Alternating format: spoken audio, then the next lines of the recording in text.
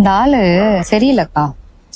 அப்பா பேசுறான், அப்பா பாக்குறான், தப்பு வேற பண்ண சொல்றான்.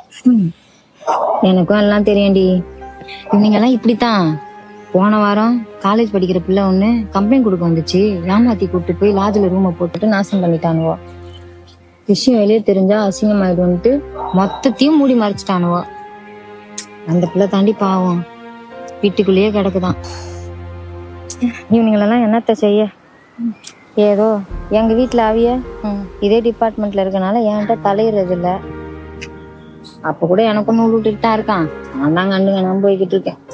இவனுங்களாம் என்னக்கா பண்றது? நம்ம என்னத்த டீச்சர் சொல்ற? நாம பாதுகாப்பு கொடுப்போம்னு பொதுமக்கள் நம்பிட்டு இருக்காங்க. ஆனா இங்க நமக்கே பாதுகாப்பு இல்லையா? பேசாம வேற ஏதாவது ஸ்டேஷன் ஏதாவது டிரான்ஸ்ஃபர் ஆகிட்டு போலாமான்னு இருக்காங்கக்கா. ஏண்டி எங்கிட்டு போனாலும் இவனுங்கள மாதிரி அழுப்பு எடுத்தவனுங்க 1-2 பேர் இருக்கத்தான் செய்வானுவ. ஆமா தான் எதையும் கண்டுக்காம காணாம பொறுத்துக்கணும். நாமளும் எத்தனை நாள் தாங்க பொறுத்து போறது?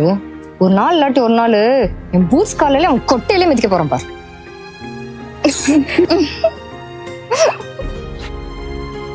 சரி வா போலாம். லைசன்ஸ் இல்ல, ஹெல்மெட் போடல, இன்சூரன்ஸ் எக்ஸ்பயர் ஆயிடுச்சு. போவாங்க, வெயிட் பண்ணு வரேன். கலை, இங்க பாரு கலை, நீ இந்த மாசம் ஃபுல்லா ஒரு கேஸ் கூட பிடிக்கல. இப்படியே போச்சுன்னா அப்புறம் உனக்கு மெமோ கொடுக்க வேண்டியதுதான். எங்கேயாவது ரிமோட்ல டிரான்ஸ்ஃபர் பண்ணிடுவாங்க, பாத்துக்க. சுந்தரி இங்க வாங்க. இதெல்லாம் நீங்க சொல்ல மாட்டீங்களா?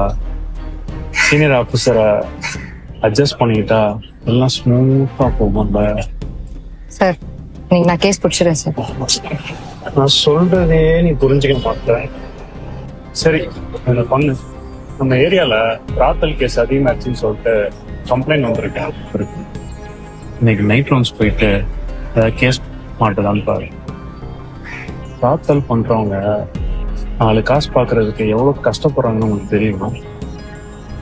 இவங்களுக்குலாம் தேடி வர வாய்ப்பை யூஸ் பண்ண தெரிய மாட்டேங்குது.